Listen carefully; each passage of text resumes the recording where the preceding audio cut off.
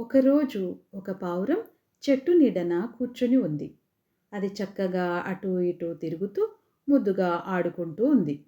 ఇంతలో మరొక పావురం వచ్చి దాని పక్కన చేరింది.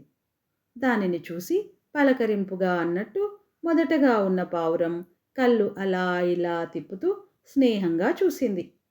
కొంచెం సేపు తర్వాత ఏమైందో కానీ రెండవ పావురము మొదటి పావురాన్ని ముక్కుతో పొడవడం ప్రారంభించింది.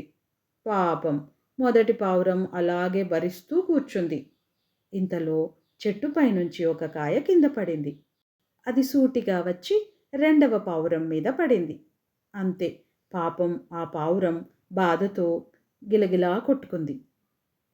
ఇదంతా పైనుంచి చూస్తున్న రామచిలక తన మనసులో ఇలా అనుకుంది: ఎవరినీ కావాలని బాధ పెట్టకూడదు, తిరిగి అది మన దగ్గరికే చేరుతుంది అనుకుంటూ అక్కడి నుంచి తుర్రున ఎగిరిపోయింది.